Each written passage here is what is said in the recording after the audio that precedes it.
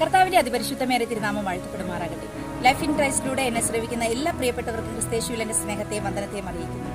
യോശുവയുടെ പുസ്തകം 1-ാം അധ്യായം 5-ാം തിരുവചനത്തിൽ, ഞാൻ മോശയോട് കൂടെ ഇരുന്നതുപോലെ നിന്നോട് കൂടെയും ഇരിക്കും, ഞാൻ നിന്നെ ഉപേക്ഷിക്കുകയില്ല, കൈവിടുകയുമില്ല.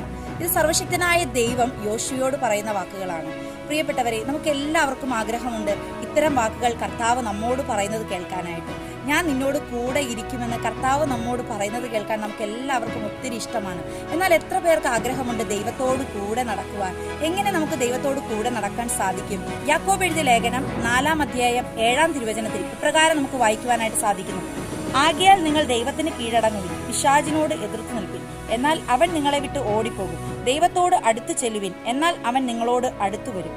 പിശാചിനോട് എതിർത്ത് നിന്ന്, പാപത്തിന്റെ പ്രവർത്തികളോട് എതിർത്ത് നിൽക്കാൻ നാം തയ്യാറാകുമ്പോൾ, ദൈവത്തോട് നാം അടുത്തു വരാൻ തയ്യാറാകുമ്പോൾ, സർവശക്തനായ ദൈവം നമ്മോട് അടുത്തു വരുവാനായിട്ട് ഇടയായിത്തീരും. പ്രിയപ്പെട്ടവരെ, ഹാനോക്ക് ദൈവത്തോട് കൂടെ ഇരുന്നത് പോലെ ഈ ദിവസങ്ങളിൽ ദൈവത്തോട് കൂടെ നടക്കുവാൻ, ദൈവവചനപ്രകാരം ജീവിപ്പാൻ, ദൈവവചനത്തിന് അടിസ്ഥാനപ്പെട്ട് വിശുദ്ധിയിലും വേർപാടിലും ജീവിപ്പാൻ തക്കവണ്ണം സർവശക്തനായ ദൈവം നമ്മെ ഓരോരുത്തരെ സഹായിക്കുമാറാകട്ടെ എന്ന് പ്രാർത്ഥിച്ചുകൊണ്ടും ഈ കേൾക്കപ്പെട്ട വചനങ്ങളാൽ കർത്താവ് നിങ്ങളെ ധാരാളമായി അനുഗ്രഹിക്കട്ടെ എന്ന് പറഞ്ഞുകൊണ്ട് നിർത്തട്ടെ. God bless you. ആമേൻ.